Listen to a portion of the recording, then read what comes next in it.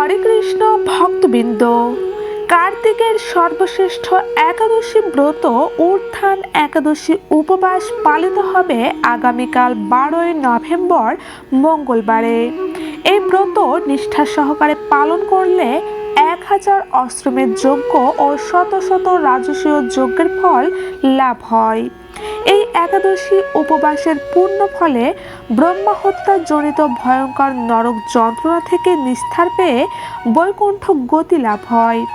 শ্রবণ কীর্তন বন্দনাদি নববিধা ভক্তির সাথে তুলসী সেবার উদ্দেশ্যে যারা তুলসী বীজ রোপণ ও তুলসী গাছে জলদান করবে এই উত্থান একাদশী তিথিতে, সেই সকল ভক্তবৃন্দরা মুক্তি লাভ করে বৈকুণ্ঠবাসী হবে।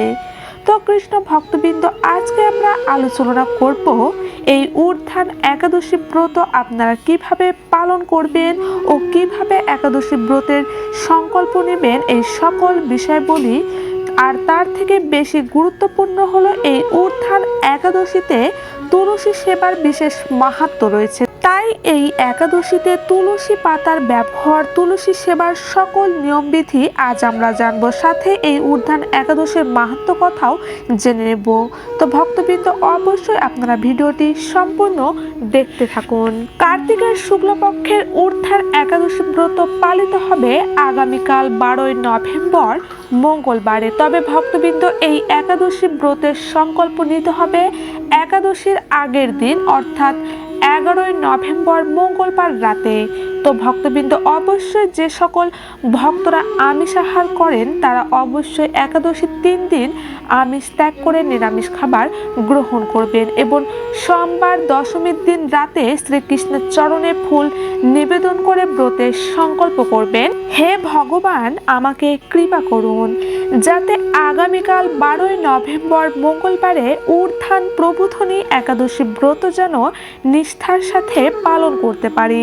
আর অবশ্যই ভক্তবৃন্দ, সোমবার আপনারা রাত্রি 12টার মধ্যে খাবার গ্রহণ কাজ সুসম্পূর্ণ করে নেবেন এবং দন্ত মার্জন করে নেবেন।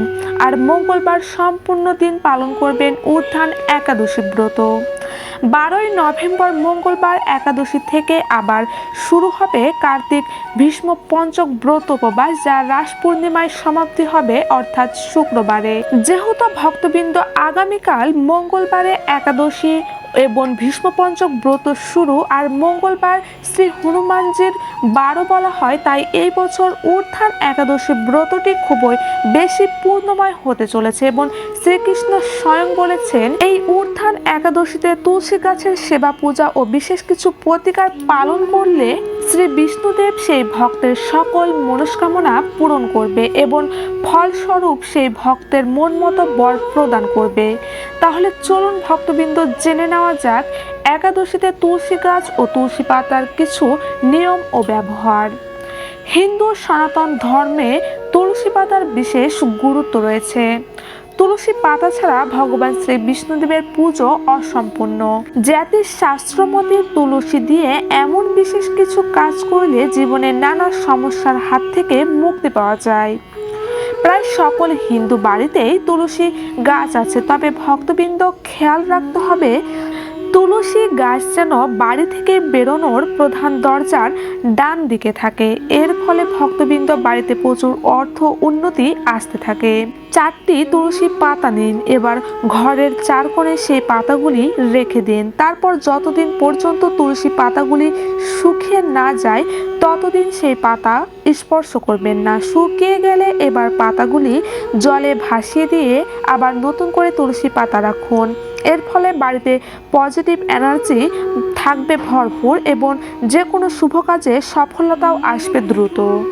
ভক্তবৃন্দ, আগামীকাল এই উত্থান একাদশী তিথির দিনে অবশ্যই 1 ঘটি জলে কয়েকটি তুলসী পাতা ভিজিয়ে রাখুন। যখন সকাল সন্ধ্যায় বাড়িতে পূজা করা হয় তখন সেই জল সারা বাড়িতে ছিটিয়ে দিন। ব্যবসা হোক বা চাকরিতে যদি উন্নতির দ্বিগুণ বৃদ্ধি করতে চান তাহলে তুলসী পাতার জল 2-3 দিন ভিজিয়ে রেখে সেই জল নিজের কর্মক্ষেত্রেও ছিটিয়ে দিন, এতে খুব ভালো ফল পাবেন। বিবাহে বিলম্ব থাকলে প্রতিদিন তুলসী গাছে গঙ্গা জল অর্পণ করুন।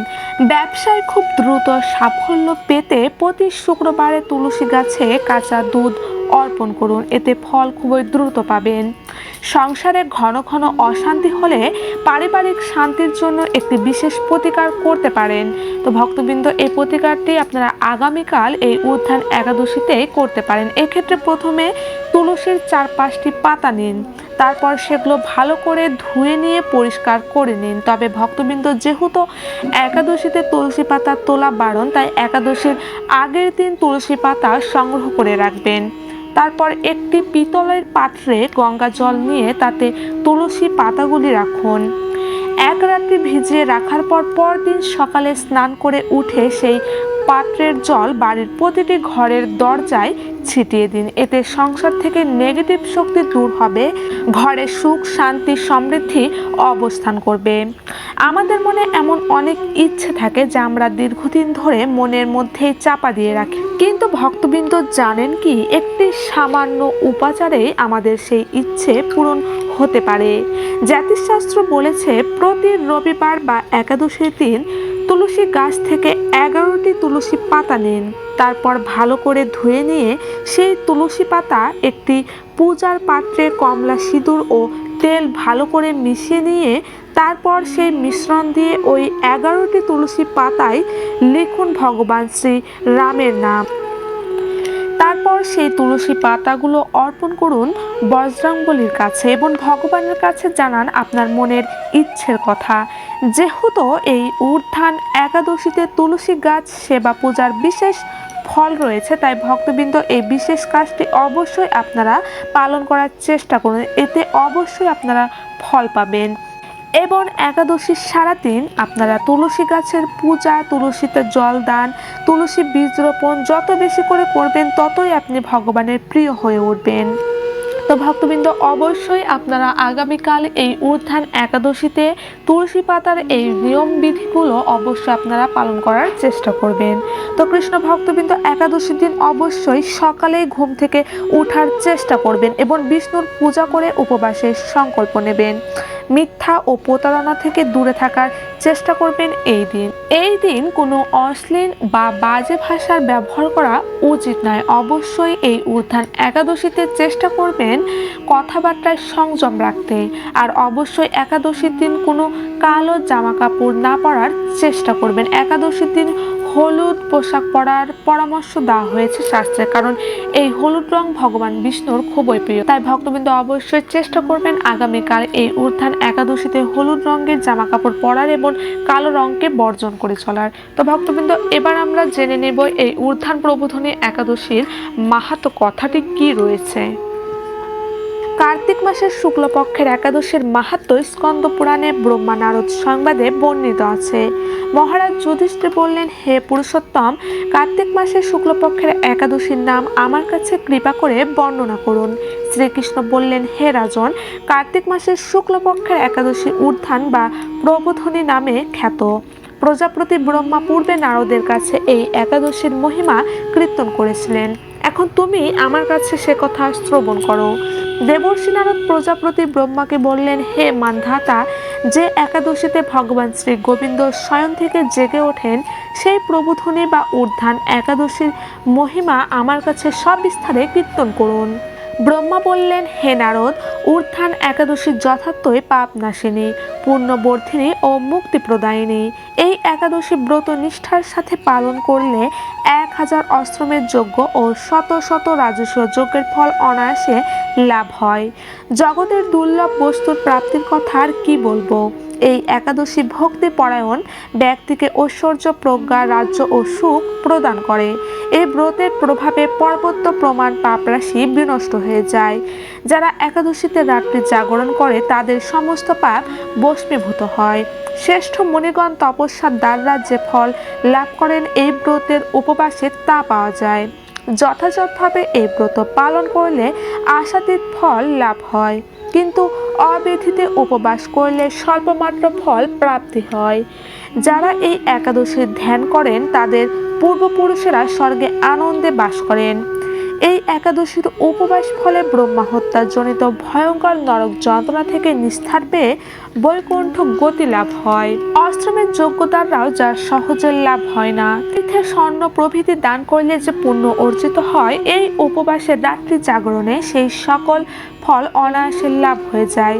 যিনি সঠিকভাবে উত্থান একাদশী ব্রত অনুষ্ঠান করেন তার গৃহে ত্রিভুবনের সমস্ত তীর্থ এসে উপস্থিত হয়। হে নারদ, বিষ্ণুর প্রিয়তমা এই প্রবোধনী একাদশীর উপবাস করলে সর্বশাস্ত্রে জ্ঞান ও তপস্যায় সিদ্ধি লাভ করে চরমে মুক্তি লাভ হয়।